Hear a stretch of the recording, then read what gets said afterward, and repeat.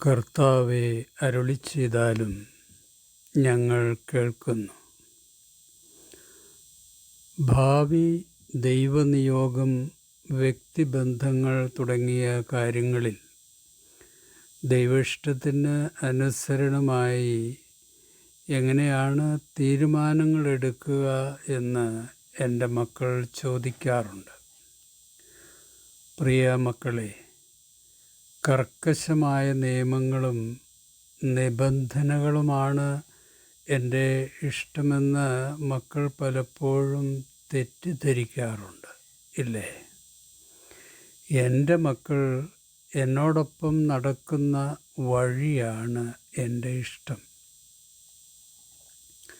എൻ്റെ ആടുകൾ എൻ്റെ ശബ്ദം കേൾക്കുന്നു, ഞാൻ അവരെ അറിയുന്നു, അവർ എന്നെ അനുഗമിക്കുന്നു.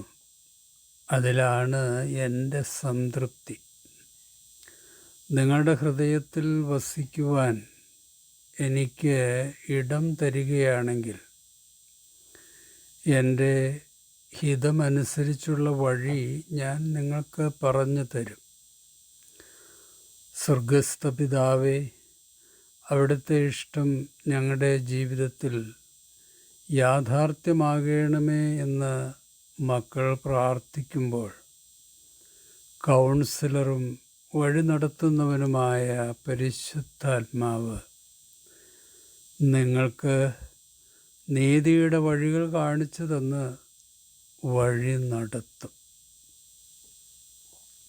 പക്ഷേ കർത്താവേ, ജീവിതത്തിൻ്റെ നാൽക്കവലകളിൽ ജഡീക മനസ്സ് പറയുന്ന നാശനഷ്ടങ്ങളുടെയും മരണത്തിൻ്റെയും വഴികൾ ഞങ്ങൾ തിരഞ്ഞെടുത്തു പോകാറുണ്ട്.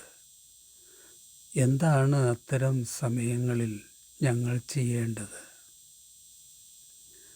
നീ വലത്തോട്ടോ ഇടത്തോട്ടോ തിരിയുമ്പോൾ നിന്റെ കാതുകൾക്ക് പിന്നിൽ നിന്ന് ഒരു സ്വരം നീ കേൾക്കും. ഇതാണ് വഴി, ഇതിലെ പോവുക എന്ന യെശയ്യാ പ്രവചനത്തിലെ എൻ്റെ സ്നേഹസ്വരം നീ വായിച്ചിട്ടില്ലേ? നീ തെറ്റായ വഴി തിരഞ്ഞെടുത്താലും നേരായ വഴിയിലേക്ക് ഞാൻ നിന്നെ തിരിച്ചു കൊണ്ടുവരും. എൻ്റെ വാക്ക് കേൾക്കാതെ ധിക്കാരത്തോടെ സ്വന്തം വഴിയിലൂടെ യോന യാത്ര ചെയ്തപ്പോൾ ഞാൻ അവനെ ഉപേക്ഷിക്കുകയല്ലല്ലോ ചെയ്തത്, പിന്തുടർന്ന് ചെന്നില്ലേ? പ്രതികാരത്തിൻ്റെ വഴിയിലൂടെ ഓടിയ പൗലോസിനെ മിന്നൽ പ്രവാഹം കൊണ്ട് ഞാൻ തടഞ്ഞില്ലേ? നിങ്ങളുടെ വഴിതെറ്റലിൽ നേർവഴി കാണിക്കുവാൻ ഞാനെന്നും കൂടെ ഉണ്ടാകും. നിത്യജീവിത പാതയിലേക്ക് എൻ്റെ മക്കളെ ഞാൻ തിരികെ കൊണ്ടുവരും. നിങ്ങളുടെ മക്കൾ വഴിതെറ്റുമ്പോൾ ജാഗ്രതയോടെ നിങ്ങൾ നേർവഴി അവർക്ക് കാണിച്ചു കൊടുക്കാറില്ലേ? വഴിയും സത്യവും വാതിലുമായ ഞാൻ എൻ്റെ മക്കളുടെ ഓരോ ചുവടുവയ്പ്പുകളും ശ്രദ്ധിച്ചു കൊണ്ടിരിക്കുകയാണ്. എൻ്റെ മക്കൾ പാപത്തിൻ്റെ വഴിയിലൂടെ ഓടുമ്പോഴും മുമ്പിലും പിമ്പിലും മക്കളെ എൻ്റെ കരങ്ങളുണ്ടാകും. കർത്താവേ, എൻ്റെ മനസ്സ് പറയുന്നതാണോ അങ്ങയുടെ വഴികളാണോ ഞാൻ പിന്തുടരേണ്ടത്?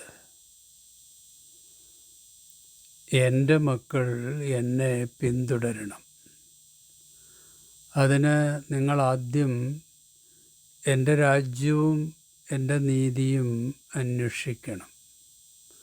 അതോടൊപ്പം മറ്റുള്ളവയെല്ലാം നിങ്ങൾക്ക് ലഭിക്കും. എൻ്റെ മക്കൾ എൻ്റെ വചനത്തിൽ നിലനിൽക്കണം, എൻ്റെ സ്നേഹത്തിൽ നടക്കണം, എൻ്റെ ആത്മാവിനായി ഹൃദയം തുറക്കണം. അപ്പോൾ മക്കളുടെ തീരുമാനങ്ങൾ എൻ്റെ ഹിതപ്രകാരമാകും.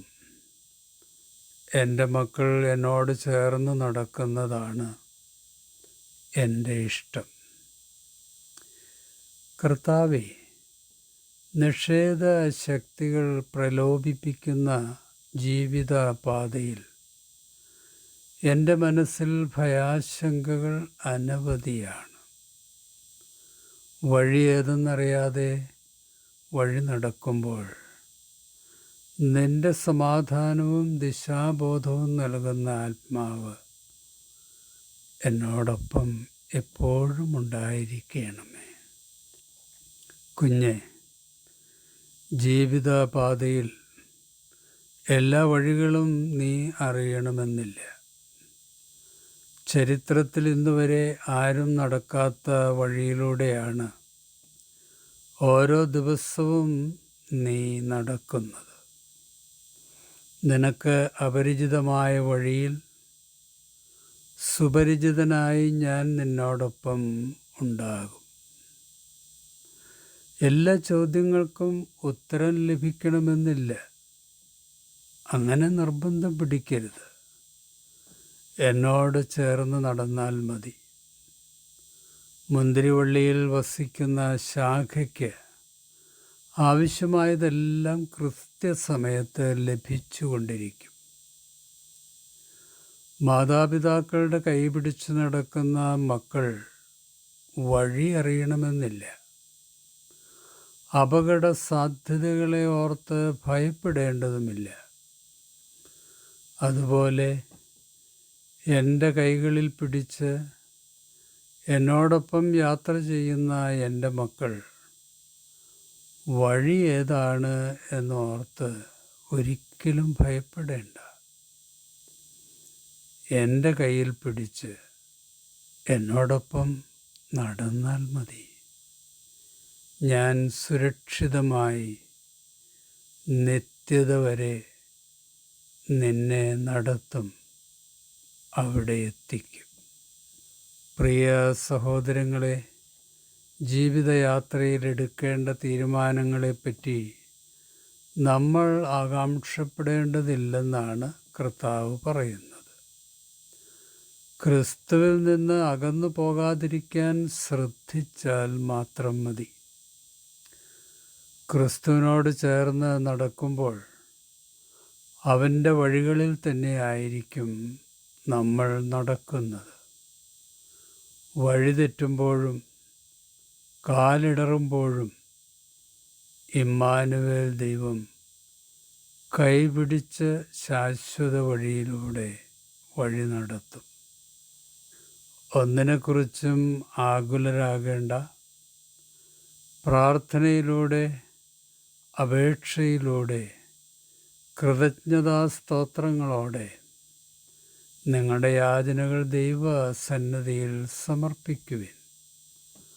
അപ്പോൾ നമ്മുടെ എല്ലാ അറിവുകളെയും അതിലംഘിക്കുന്ന ദൈവത്തിൻ്റെ സമാധാനം നിങ്ങളുടെ ഹൃദയങ്ങളെയും ചിന്തകളെയും ക്രിസ്തു യേശുവിൽ കാത്തുകൊള്ളും. ഈ വചനങ്ങളാൽ ദൈവം നമ്മെ ആശ്വസിപ്പിക്കട്ടെ. ശുഭാശംസകളോടെ എ പി ജോർജച്ചൻ.